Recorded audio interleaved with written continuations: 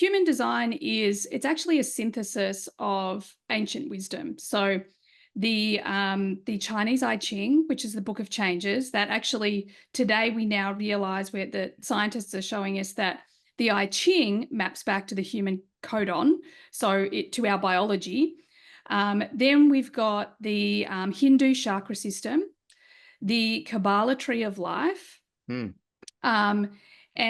the Western astrology. Now, all four of these ancient wisdoms have been mathematically mapped together to give you your energetic blueprint. So the way I like to kind of bring this down to earth, it's like a treasure map to the treasure that lies within you. Peace and riches blessings. I am Michael B. Beckwith, the host of Take Back Your Mind.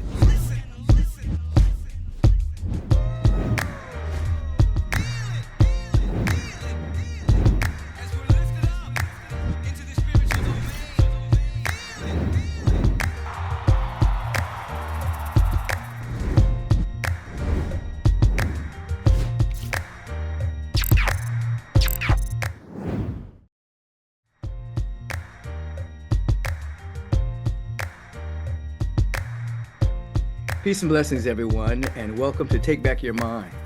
I am your host, Michael B. Beckwith, the founder of the Agape International Spiritual Center in its 38th year. That's hard for me to believe that. And I love doing this podcast. I get to have conversations with individuals who, in their own way, have taken back their mind from being hijacked by the world of appearances and superstitions and fear and doubt and worry, and are using their light to shine brightly, living intelligence in ways by which we can become more of our real nature, of our real self, and our real being. Today, I have with me from Australia, yes? Yes. Emmy Dunwoody, human design expert, master coach, behavior specialist, and host of the leading global human design podcast. Check it out. She wakes people up to the power within them using her unique method of transformational human design, a system of self-knowledge and guidance. Her vision is to take human design, mainstream it, so it becomes more widely accepted than any other global profiling, behavioral, or healing system, and she believes it will transform personal development, education, and business forever. Emma wants to inspire everyone to unlock their inner wisdom, to take their power back, I love that, and feel deeply confident in the decisions they make. This will create a population who values themselves and courageously lives their truth, which would deliver us to a new paradigm of peace, joy, and abundance. And that is necessary. We have to mature as a species in order to have the kind of world we want to live in. And Emma, what is human design, and what is your backstory? How did you get drawn into this? Yeah, well, interestingly, it all started, when I was 28, so more than 20 years ago. When I was diagnosed with depression and panic disorder. And this is actually when I found you, like, to be honest. It was a long time ago, and I started with this diagnosis that I was going to have to live with this depression and panic disorder for the rest of my life. And in fact, in that moment, wherever I found the courage, but in that moment with that diagnosis, I was like, nope, that's not an option for me. And I had been in the darkest places. I'd considered taking my own life for many, many years. But this sent me on this journey of, okay, I just know in the deepest parts of myself that if I can work out how I got here, how I got to this diagnosis, then I can work out how to get myself out of it. And this is when I really started to understand, okay, we have this subconscious mind that is basically running this program. And I started to dive down the rabbit hole of understanding neuroplasticity, human behavior. It was all about the science of happiness for me back then. So this sent me on this, long and pivotal journey to really understand as human beings why we do what we do and how to take my power back, how to rewire my own brain, how to change my behavior, how to heal my mental health. Now, In 2018, I had completely transformed my life. I had healed my mental health.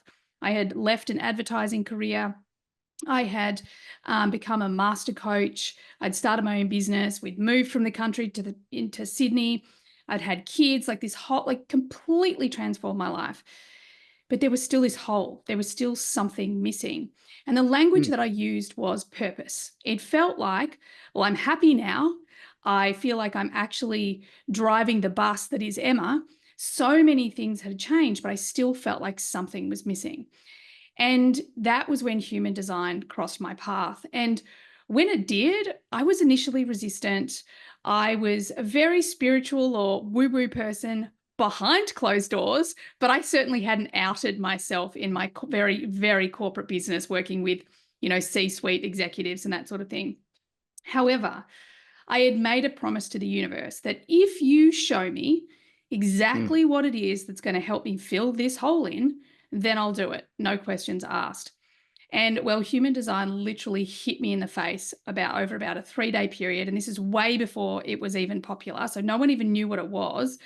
And within 24 hours of asking the question, human design showing up, I'd actually found the leading human design teacher in Australia. She lived 15 minutes away from me, and I was having Wow. coffee with her. And as she read my chart, I was completely blown away because I was sitting in front of a stranger that knew me better than anyone knew me, even myself. Even those whispers inside of me, she was languaging. So this was that moment that I thought, well, it's time to out myself. It's time to really bring human design, bring spirituality, bring all of these other things out of the closet and really integrate it into my business. And honestly, I started my human design experiment. And well, here I am today, still just following my human design experiment.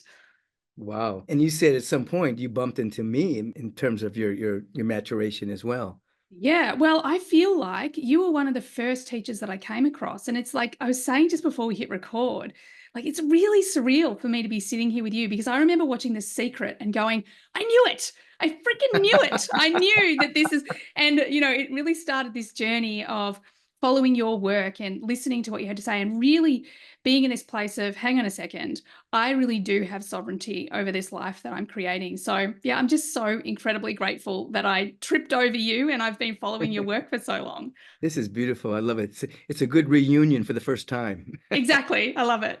Yeah. So break down to the people here, what is human design? And I know Yeah. there are like 5 elements to it. Yeah, there's 5 types. So, 5 types, I mean.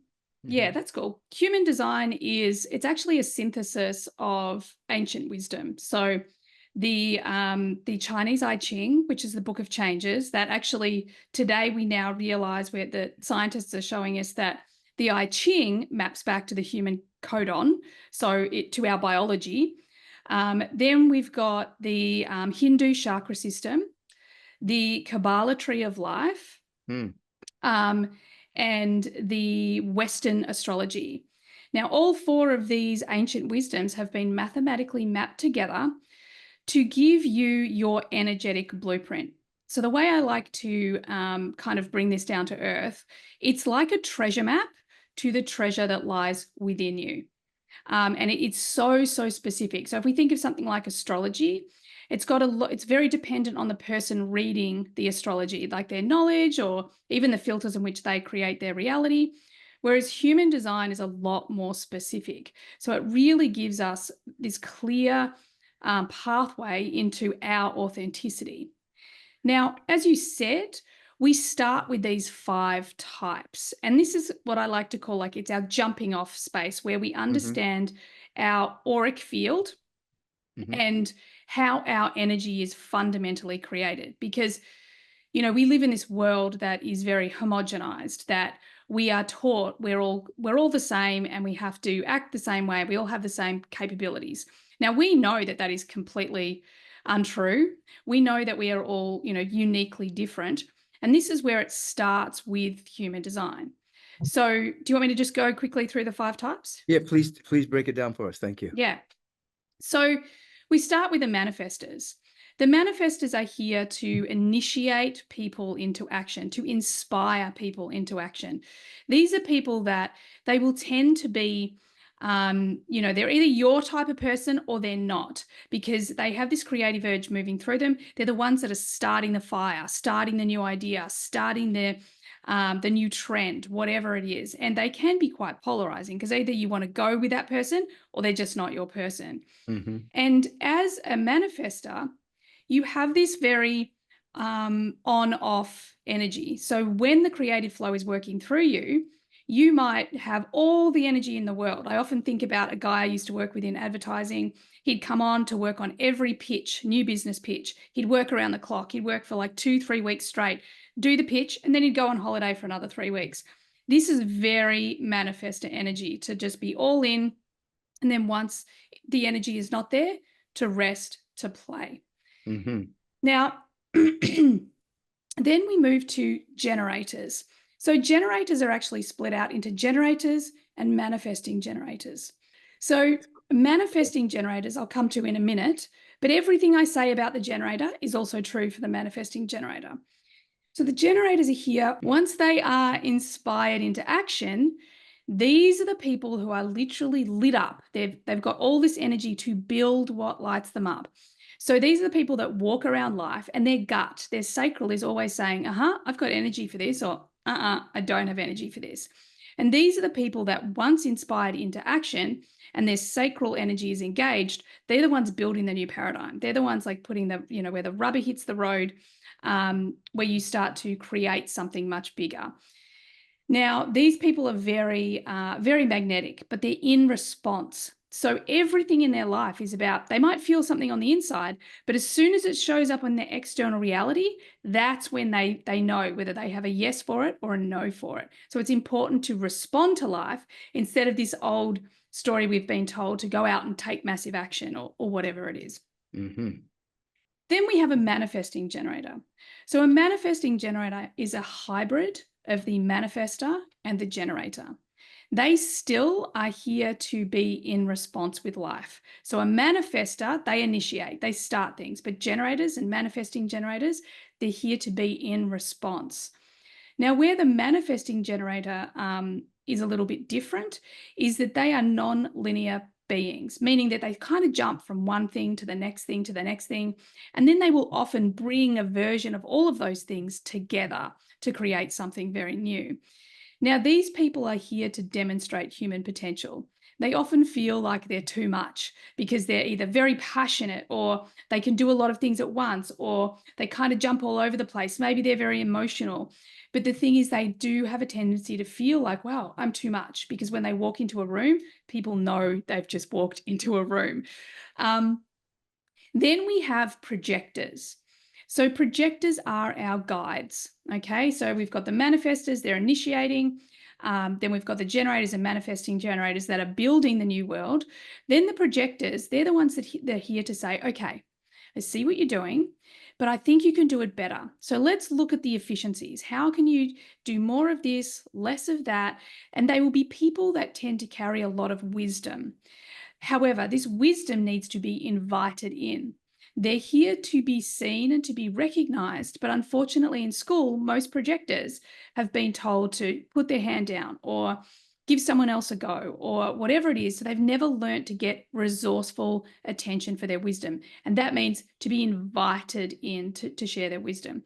Because once they're invited in, then people will listen to everything that they have to say. So they're our guides. Then we have reflectors, which is the smallest group of the population, and they actually reflect back the truth. So that could be the truth of a relationship. It could be the truth of a family or a community or a business or a country. So they are always reflecting back the truth. So if you think about it from a behavioral perspective, it's the cognitive dissonance. Like they're actually showing you the gap that you think isn't there or you're unconscious to.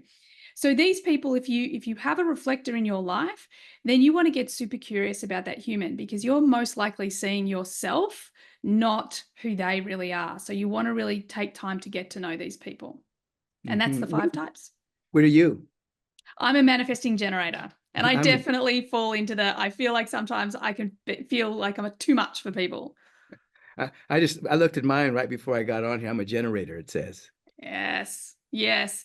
And Uh-huh. one of the things that makes so much sense is because generators will often they will choose a path and they will build on that path and they will continue to move on that path, and they tend to be people who they're working towards a destination. Whereas a manifesting generator, I want to do those things too, but I want like three different paths in three different directions. And when they cross over, that's the important bit. I like the description of it, the non-linearity of it, the embracing of many things, bringing it all together, synthesizing it into something new. Yeah. And yeah, when you were saying that, that felt like a lot of where I live. Yeah, Yeah. yeah. So how can this assist people in their personal transformation when they know what they are? How does this actually assist? 'Cause I know you counsel and work with a lot of people, and actually to achieve their goals. How does knowing this assist that? Because Yeah. and also you saying this is a correlation of a number of different ways. Yeah, astrology. What did you say? It was a combination The chakra system, the of aqua Kabbalah system. tree of life, and then the I Ching. So somebody put this together mathematically, so it becomes one system that is taken the best of all of these systems. Correct. And Okay. the somebody was actually a voice. It was channeled by a guy called Ra Uruhu in 1988. Hmm. And he was in Ibiza, and all of a sudden he just started hearing this voice, and he wanted to run away from the voice. He didn't want to hear the voice. He wasn't interested in the voice. But over the next 8 days, he gave him all the info. This voice gave him all the information to mathematically map together these ancient wisdoms. So for me, that was one of the things that really felt, how powerful this system is, because a human mind could not mathematically map together these wisdoms in 8 days. Like that's just not possible. Hmm. Yet he came out the other end of this and was like, well, we need to go and test this. And so how does it specifically help people? I think one of the beauties of human design, and keeping in mind the way I sort of work with human design, for many years I've been a behavioral coach, so I've used so many other profiling tools. And the thing with when we use profiling tools, and like Enneagram, or we might use Myers-Briggs or disc profiling, Hmm. Hmm. they're fantastic because they help us get to know ourselves better than we did. However, we do it through a process of answering questions, meaning the mind is getting involved. With human design, we take a reading from a moment in time. So the mind never has to answer any questions. It's just our accurate birth time. And Hmm. then when we get our human design, what I hear over and over again, which I didn't hear working with these other tools, was people just say to me all the time, wow, you've just given me permission to be me. It's Mm. not like I'm telling them anything new. It's not like I'm telling them something they don't know. But the thing I will often say, because this has been my experience, is human design gives you the language for what you're feeling on the inside. For example, ever since I was tiny, like as young as I can remember, I knew that I had to make this place, this planet better than when I found it. I have to have an impact. I have to bring peace and love somehow to the world. Now, what's a 5-year-old child running around thinking this for? Like that doesn't make sense, right? But once I started to understand my design, I have a line 5, and line 5s are all about impacting at a global level. So human design really just helped me to bring out the gifts. So ultimately, what it does is it really, number one, gives us permission to be ourselves. Number two, helps us to love, trust, and accept ourselves for who we are, because we realize as we're trying to be shoving ourselves into this box that, we've been told we need to be, we know that doesn't work, but what does, So we run around trying to work it out, where human design gives us this framework where we can start to actually experiment. Okay, well, what does responding mean to me? Or what does being a manifesting generator mean to me? And start to experiment so that we can discover what's true for ourselves. Yeah, this is beautiful. I love the way you're describing this.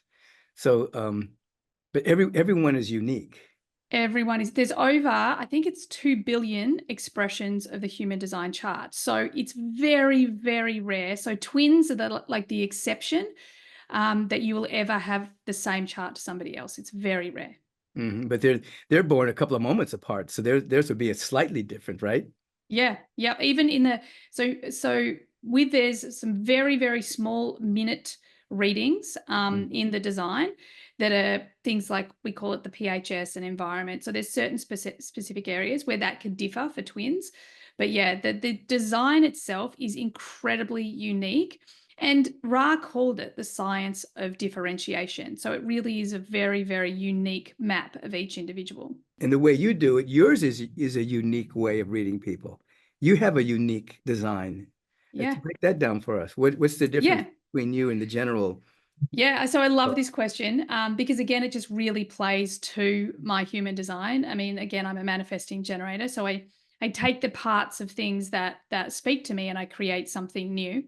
Um, but transformational human design takes all of my transformational coaching background, and a lot of that was sparked from The Secret. There's a lot of teachers that I've followed from that over the years, from my training, from my corporate business that I had. Then I also integrate human design. And in human design, we start with really important things like, how specifically does the universe guide us? Because we're all guided, depending on our type, differently. Mhm. Then our decision making. So each individual has a specific way to make decisions. So instead of making it with the mind, we make it with the body. So there's a number of different ways that we can do that. So all of this is integrated in.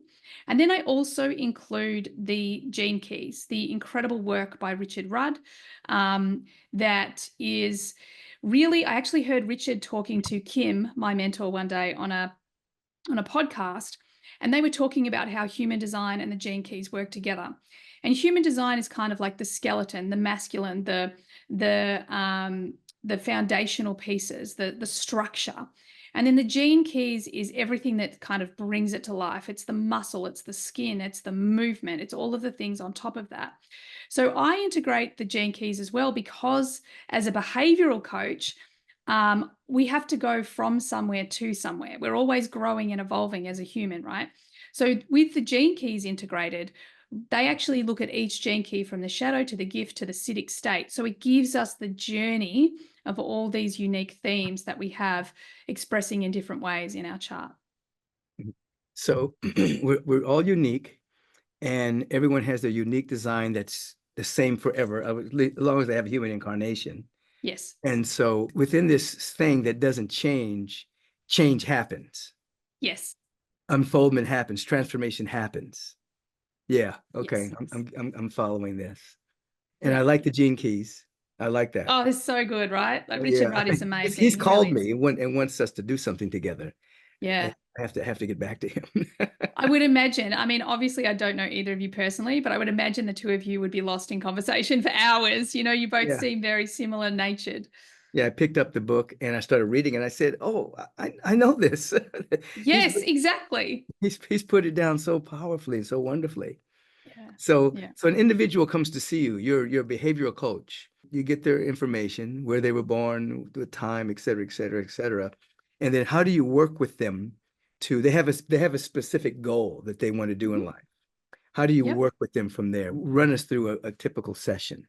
Yeah, sure. Okay. So with every client that I work with, we always start with, what specifically do you want to create in the world? What's your goal? And Mhm. oftentimes I'm kind of like, because that's going to change a lot, but we need to start somewhere. The human brain has to have a focus. We need to be focusing on what we want, not what we don't want. Right. So one of the things we'll do straight away, and again, human design talks a lot about this, is the deconditioning process. So we have to move out of the old programming and into the new programming. So the first thing, I suppose it's not programming, into alignment is the correct term. So the first thing that we're going to do is we're going to understand their type. And within their type, we identify a thing called strategy.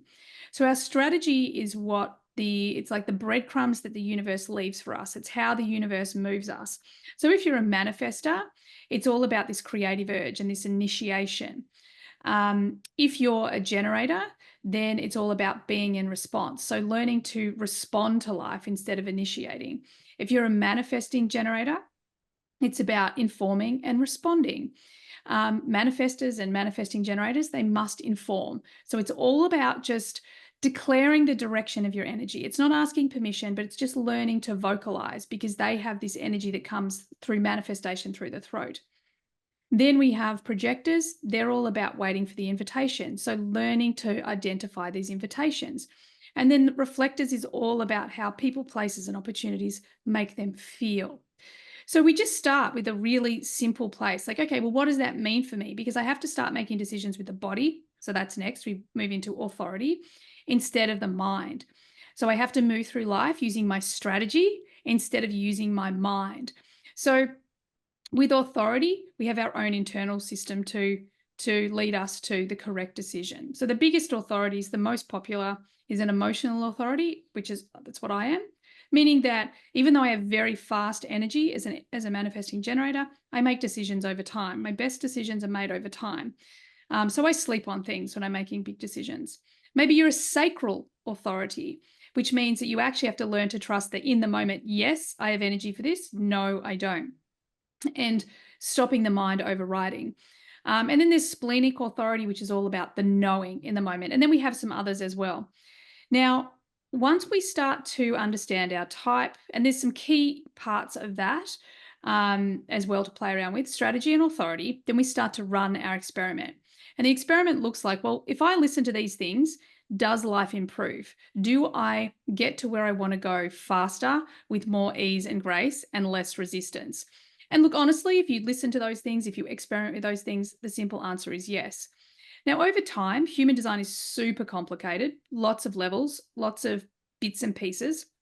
But over time, you're going to look at things like, let's say, your incarnation cross, or in the gene keys, we call it the activation sequence, where you start to understand your genius, where you can dive deeper into the very specifics of what you're on the planet to do.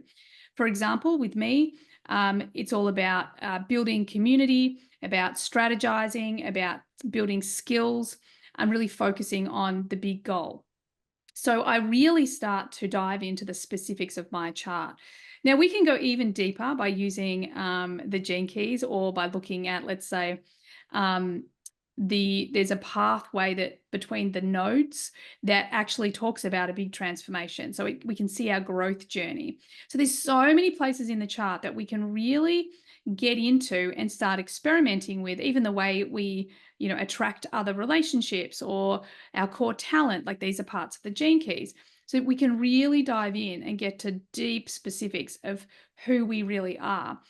And one of the things I love the most about all of this is what I identified in myself personally first, but also all my clients over the years, is in so many cases on our spiritual or personal development journey, we are trying so hard to change something specific about ourselves. Mm-hmm. Now, when you overlay human design, and it's that thing that we just can't change, not the things where we've moved from victim or shadow and we've moved to responsibility, or the power seat, we've moved to love, not fear. Those things that, like, we just can't budge. And we are driving ourselves insane trying to change them. When human design is overlaid, so often it's our superpower. We're just expressing it from fear or the shadow instead of expressing it from the gift or the love expression. And when we start to flip that and we start to work with that, then all of a sudden we really let go of this conditioned self we thought we needed to be, because we can really feel, resonate, experience in the body how this is a superpower, not actually something that needs to be fixed about us. Mm-hmm. So something that's intractable, that people would look at that and say, this is wrong. I really have Yeah. to change this. When you lay the design over it, you're saying it then becomes a gift. It becomes a Yes. superpower. And just that Yes. shift of perspective, then I imagine frees a lot of energy for people to be themselves, to realize it's okay for them to be them, but the energy was being it was either coagulating, or the energy was just moving in the wrong direction because of how it was looked at. It was looked at different. Exactly. So you help heal spiritual astigmatism. You help people see something that looks like that's detrimental is actually a gift. Exactly. And then everything Spot on. changes in their perspective. Yeah. And then And because yeah. exactly, because as soon as we realize that this is the beauty that lives within us, this is our superpower. For many years I thought that I was a quitter and I was inconsistent. So I could never be really successful because success comes from consistency. Mhm. However, once I started experimenting with my human design, I realized that I had completely deleted the evidence of 15 years in a sport, succeeding at the highest level, doing it to my definition of inconsistently. But I didn't even refer to that because my mindset, my programming said that I had to be consistent. So I didn't even see it. Then the moment I, understood my human design, and I've got a lot of factors that are going to make me look inconsistent, being an emotional authority, being a manifesting generator, being a woman, given that we have a 28-day energetic cycle as opposed to the masculine 24-hour. Mhm. And when I started to realize, hang on a second, my consistency is just going to look different than doing the Ah. same thing every day. Then Mhm. I'm all of a sudden I'm like, oh my God, I have been really successful in sport. And I was different. I just did it differently, but it was still consistency. So it's like all of a sudden we then get access to all these things that our filters in our brain have just been deleting, distorting, and generalizing because we see it as it is, not as our conditioning tells us it should be. Right, right. Like you say, the reticular activating system is just blocking out a whole lot of evidence. But as you lay the design on it, you see yourself differently. You see and you have it once you have a different perspective, a different perception, then experience changes almost immediately. Exactly. So yeah, so you're able to guide people back to that. Now, you call yourself like not a rebel or a rule breaker or something. Yep. Now, so how have you challenged norms and you developing your own way of doing human design? Would you call that breaking the rule? Yeah, absolutely. Mhm. Absolutely. And it's interesting because the rule breaker, again, I didn't know this before I came across the gene keys, but the rule breaker actually sits in my core talent. I had no idea. Um, but I mean, I think about it I think as, I am too. yeah, and which means you probably have the 43. So if the listeners are out there, you probably have the 43. Um, but the thing is that for me, I that defining moment of sitting in that psychologist's office, the leading psychologist in mental health Mhm. in Melbourne, and Mhm. him giving me that diagnosis, the rebel in me went, no, What no, what I what don't care. diagnosis did he give you? Well, it was that I would had to have to live the rest of my life with depression and panic disorder. I would Oh be able to make it wow. better, Oh, but I would never heal from it. And for oh me, I was no. just like, no, no, that's just not an option for me.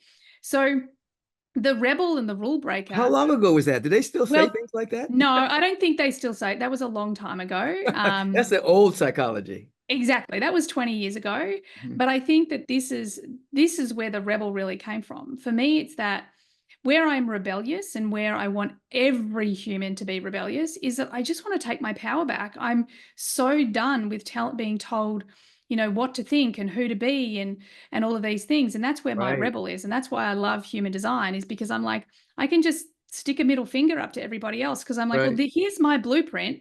I'm going to run the experiment. I'm going to choose where on this gradient I'm going to be. And for me personally, I want to know the acidic states of what lies within me, the enlightened states of what lies within me. Like that fascinates me, but maybe it doesn't fascinate other people. But where I want everyone to break the rules is I want people to take their power back. I want you to understand that you are a sovereign being that has yes. power beyond measure within you. And I actually recently saw Greg Braden, and his quote that just really stuck with me was, we are just about to give our humanness away before we really understand the power that lives within us. And Right.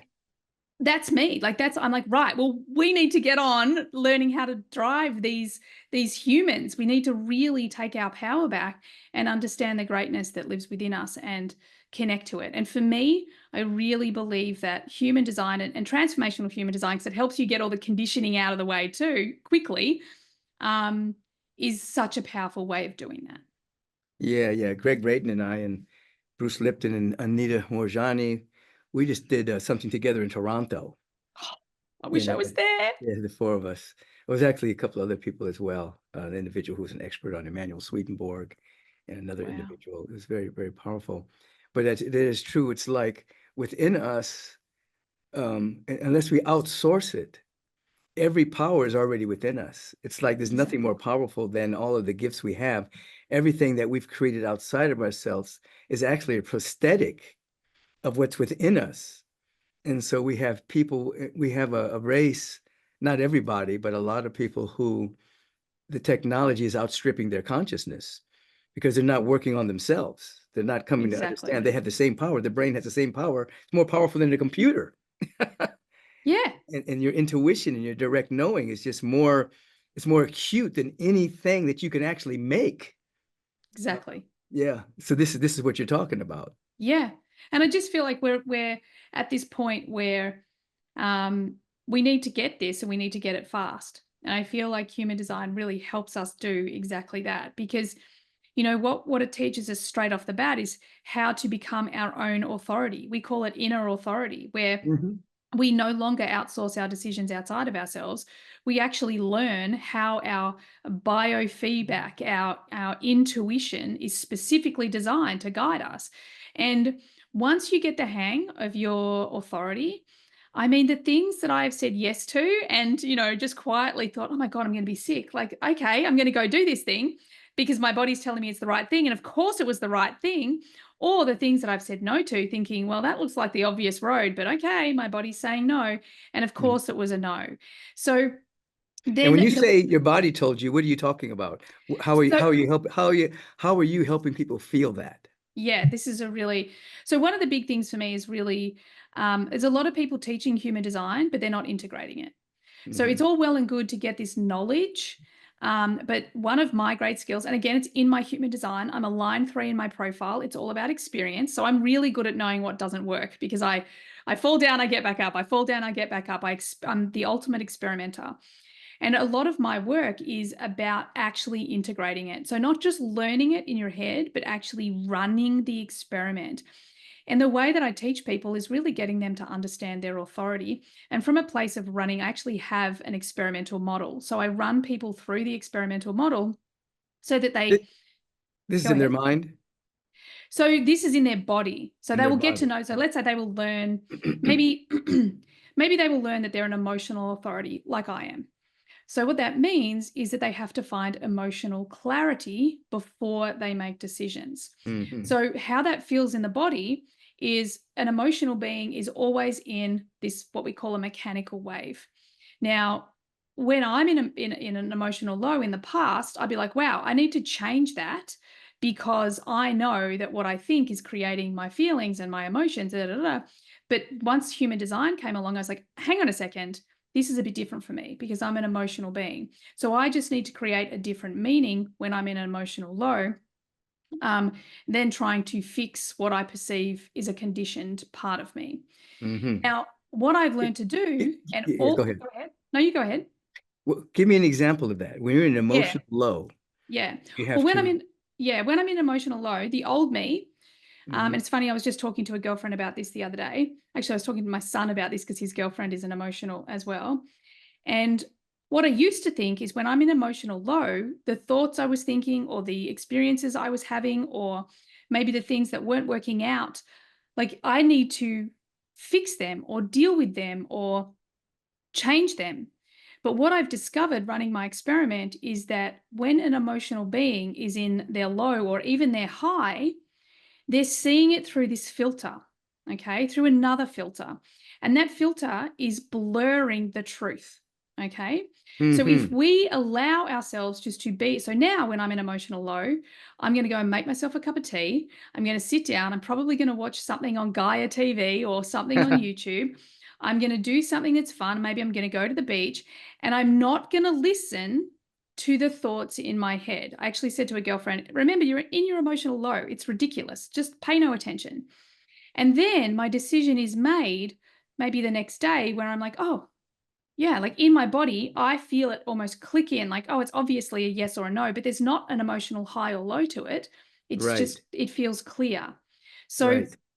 that's the way that emotional beings make decisions. Yet we have sacral beings that everything in their life, they are constantly responding. And I can see you responding because your head keeps nodding, like this is how we see the sacral beings. They're like, yep, no, or you'll see them move towards something they have energy for, or they'll move away from something they don't have energy for, a bit like muscle testing, right? So these are people that actually need to learn to trust that moment when they're like, yes, it's a yes, and to act on that yes that comes from something external of them. So maybe someone says, or in fact, they're even standing in front of their refrigerator and they see a salad sitting in there and they're like, oh, yes, that's the sacral going, yep, I've got energy for that. Or it could be a job opportunity, or it could be an invitation to go somewhere or do something. However, the moment that happens and they feel, no, they have to say no. That's a boundary. That's their whole body going, we do not have energy for this. So yeah, because I'm sacral. yeah. Yeah. So So it's sometimes simple. It's beautiful. I'll say no to something and people are saying, why did you say no to that? I said, I can't explain it, but I know it's a no. Yep. But why did you say yes to that? That seems odd that you said yes to that. And I mean, it feels more like a no. And I'll be like, no, this is going to work out. I already know. There's a hidden gift here. Yep. And that's your sacral. It's literally in every moment. It's telling you, yep, we've got energy for this. And that's the generator energy to build the new paradigm. That is the direct energy that says, yep, I want to build this thing. This is a yes. Or no, I don't want to build that thing. And generators and manifesting generators, they're very enthusiastic. They're about what lights them up, what they have passion for, what they have energy for. So when you get to know that, yes, I've got energy for this, or no, I don't, and you trust it, then exactly as you said, then you will be able to make the best decisions for yourself, and you won't let the mind override with, well, what if, and maybe, blah, blah, all of those things. Yeah, I also have the ability to wait. I just wait, and then suddenly I know. Yep. And I move really fast. I mean, it may look like a long time for other people, but for me, I can't move yet. And then when I get it, then I move rapidly. It's like really fast because I already know the end in Yep. the steps. Yeah. Yeah. Spot on. I love it. Yeah. Now, what have I not asked you that you need to like break down for the group here? I think one of the first things I want to say about human design is I really hope that this episode has inspired you to go and look at your design, go and discover your design.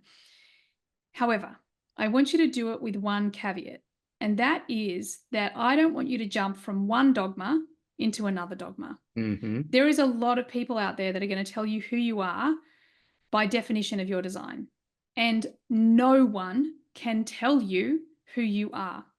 One of the beauties of the voice, one of the things that the voice said to Ra, and Ra was very clear on, is that this is an experiment. So maybe you like me, you come, you learn from me, you get your chart from the website, whatever it is. But I will tell you over and over again, it's your experiment. You are here to discover what is true for you.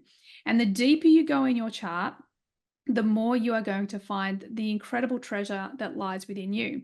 But you must get out of your head and into your body. You must look to the past and say, okay, well, this is the way this showed up for me in the past. Is it working for me, or do I want to do even better in the future? You have to take responsibility for your design, for your experiment, and not just let other people tell you who you are, because otherwise it's just another thing keeping you confined in your conditioning and not actually setting you free, which is, in my opinion, the whole point of human design. Right. Break free from the conditioned mind. All the ways that society has hijacked the mind, and all the ways that they give us a should. I always teach that, you break free from what you should be to what you're meant to be. And so I'm Yes. hearing you say that in this design, human design, there's a meant to be within us. There's something Yeah. there that's meant to be based on who we are as a unique expression, an emanation of all that is. And the shoulds are coming from external authority figures and societies and religions and parental fantasies. Yeah. And through the human design, we can find out what our meant to be is and begin. And then, 100%. as you're saying, develop a strategy to take this beyond philosophy to actually learn how to live to allow the meant to be to come forward. Oh my God, that's so beautifully said. And you're spot on, because let's say one of the things that frustrates me is, let's say there's a lot of projectors that will say, well, you're a projector, so you have no energy. You can't this, you can't that. And like, it frustrates me, because how dare you tell someone what they can or they can't do? And if you actually understand human design and you've gone deep into it, you understand that projectors could have 3 of the 4 motors. So they could be an energetic projector. So don't, fall into the trap of, well, I'm a manifesting generator, so I have to be this, or I'm a manifestor, Right. so I have to be that. Right. Just run the experiment, get rid of the labels, and discover what's true for you. So, as you said, you can step into who you're meant to be. Right. Yeah. So basically, whatever your type is, there's no limitation. You just do it differently based on who you are.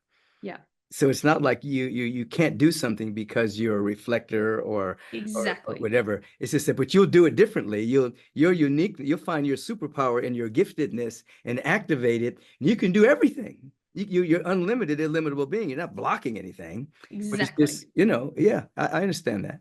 Yeah. So you have all these things coming together, all these different mathematically put together that gives you a wonderful reading, and then it allows that design to be like a strategy session that you get Yeah, to use to break out of all boundaries. exactly. And really to value the real gifts and superpowers and talents that lie within you, because Yeah. often, some of us can have very practical talents. There's a lot of very practical themes. Um, let's say, for example, part of my inner fulfillment, my inner purpose, is to use my voice. Very practical. Hmm. Now, there's another part of my design that is actually probably one of the biggest themes of my design, and it's all about friendship. Mm. Now, friendship in the past for me, especially as a child, I didn't have many friends because I got hurt very young. So I just shut everybody out. And as an entrepreneur, if I didn't understand this about me, there's no way I would value friendship. I just wouldn't. Like, I'd be like, that's not a business value."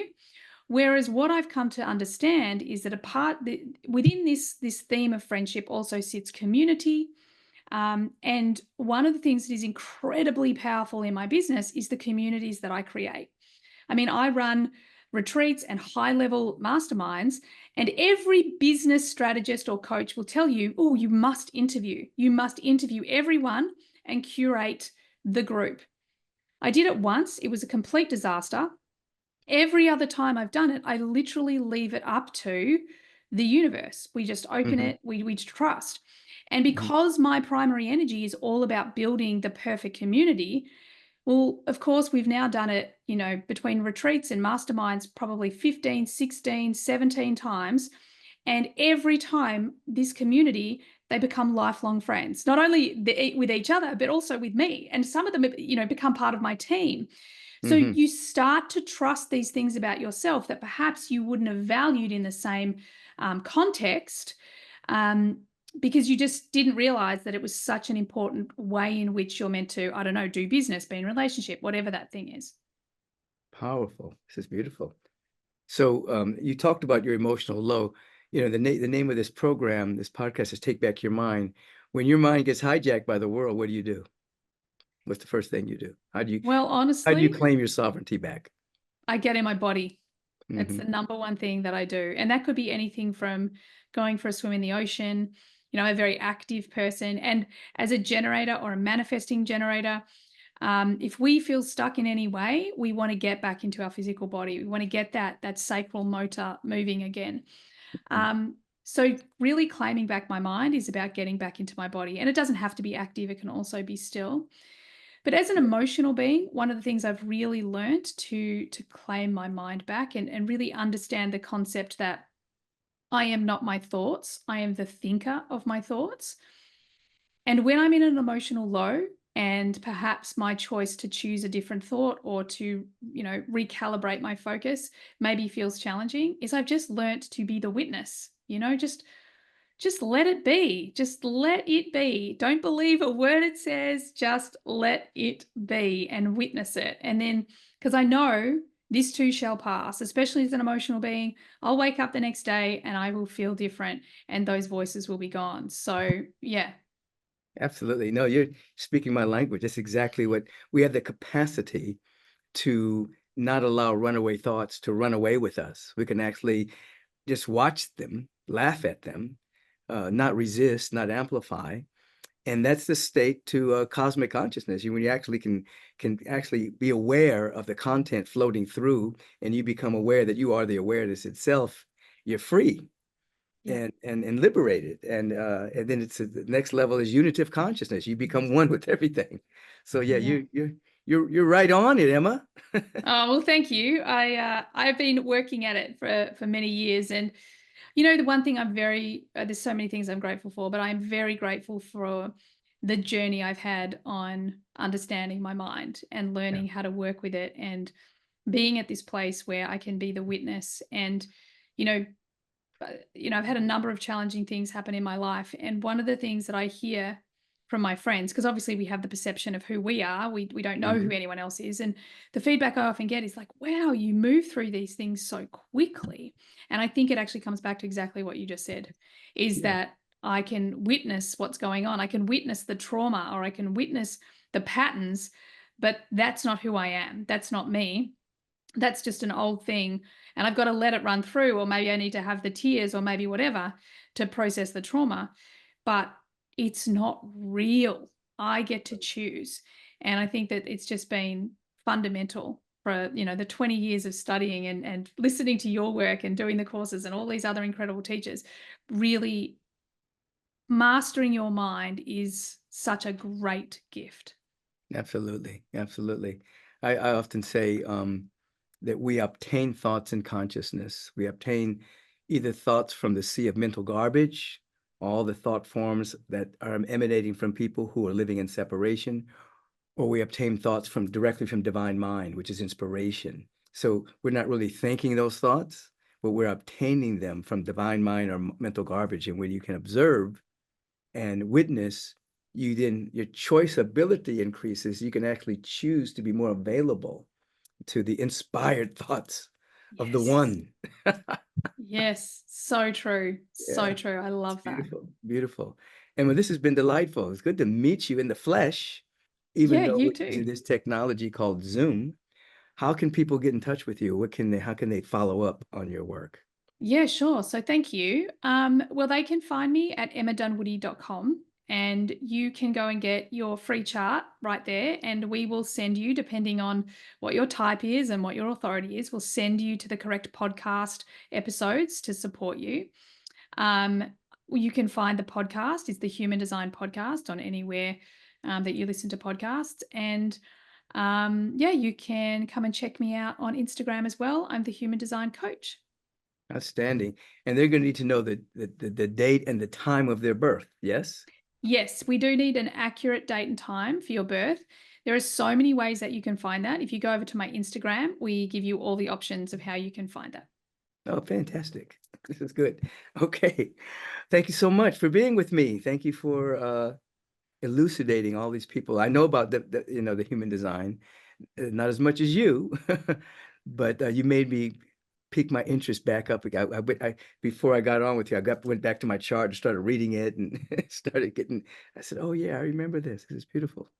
Yeah. It's so cool. And you know what I love? I love when I get to see charts of, not that I've got to see your chart, I'd love to see it, Mhm. but when I get to see the chart of people who are really like on mission, because so often you're like, wow, there it is. It's like a storybook of who you've become, and it's the bringing into the gene keys. Like there's so much of the Siddhic state and it's so, so, so beautiful. Like it's proof that you don't need your human design to become this greatest potential of yourself. However, if you have it, it's a great roadmap to get you there if you need it. So, Absolutely. You have greater understanding of yourself. yeah. Yeah. Thank you Absolutely. so much. Hey, thank you for being with me. Have a beautiful, magnificent day. This is Emma Dunwoody, everyone. I know you enjoyed her, and she told you exactly how to get in contact with her to get your free chart. You might as well go for it. You might as well. Peace and blessings, everyone. Have a beautiful, magnificent day.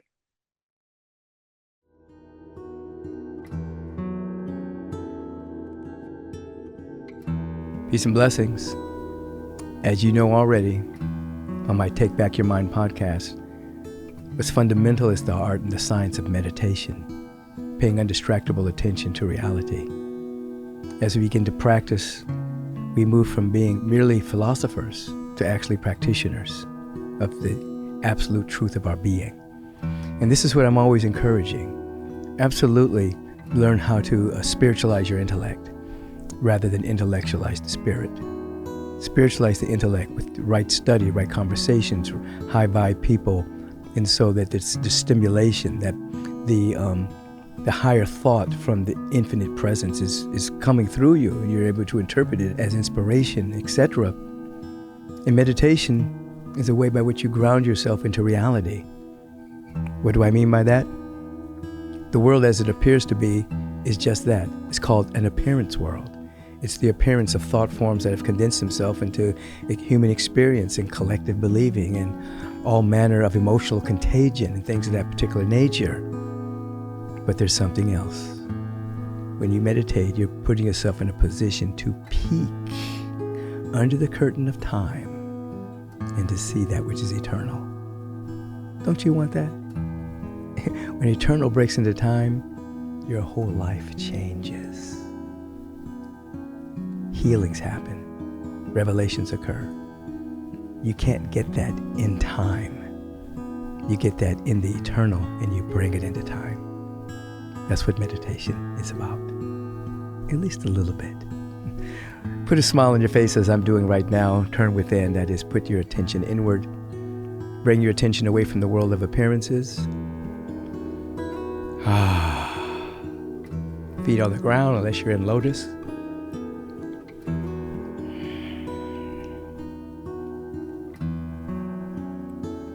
And have a soulful, joyful, authentic intention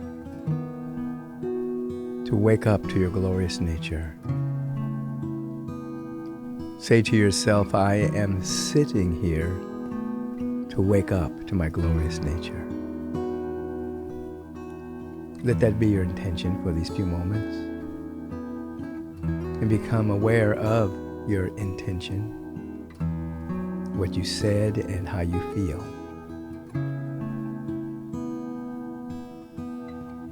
Give yourself permission to deeply listen with your entire being. Give yourself permission to consider that you are in meditation for the very first time of your life. Though you may be a veteran or you may be a newbie to meditation, always it is the very first time. This is how you enter in. And because it is your first time, you have the wonder and awe as a child, beginner's mind, childlike nature, and here is your inner posture.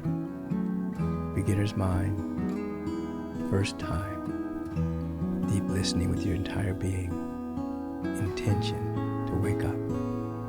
Be still, be quiet, be silent.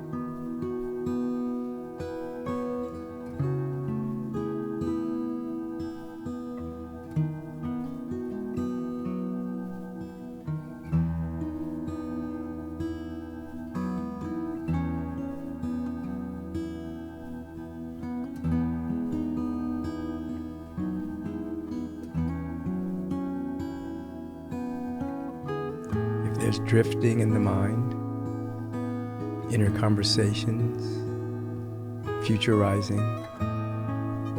Just observe it without getting involved.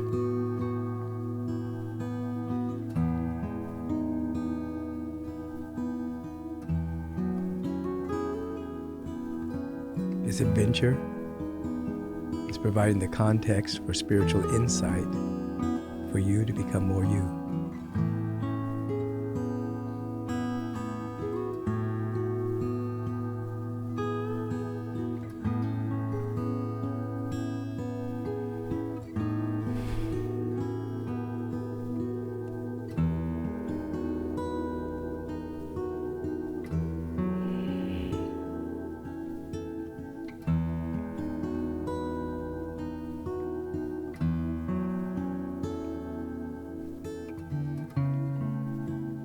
And what do we do in this moment? With our elevated awareness, our expanded awareness, there's more choice. We're more spacious inside. So we have more choice ability. We can choose rather than react to circumstances. In this moment, choose to be grateful. Choose joy right now. Just choose it. Choose to be grateful. Choose to be in joy. And from this awareness of joy and gratitude, I recognize the great presence that is everywhere and feel my unity with this presence. And know that as I am speaking this very word, something wonderful is happening. The realm of ever-expanding good, which is sometimes called heaven, is at hand now. We're living in it and bringing it into time. No longer time blinded, we see like we have never seen before, and we feel like we have never felt before, that every single thing is working together for our individual and for our collective good. This is all happening now. We choose this. This is happening now. And what do we give? We give something. We give thanks that it is so. This is why we can say unequivocally, and so it is.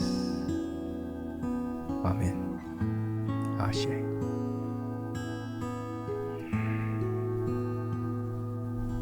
Thank you so much for practicing the art and the science of meditation, even if it was just a few moments. Do that every day. Don't leave home without it. Have a wonderful day.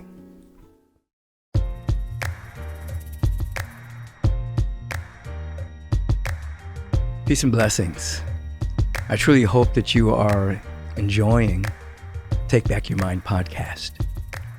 The Take Back Your Mind podcast is sponsored primarily by the Agape International Spiritual Center.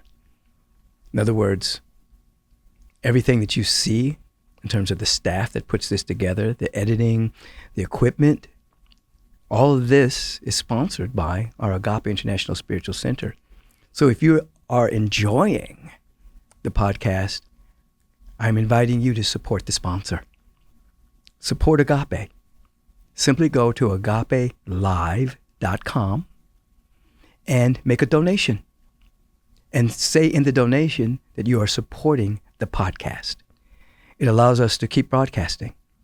It allows us to keep putting these magnificent moments together with these wonderful people that I get to interview.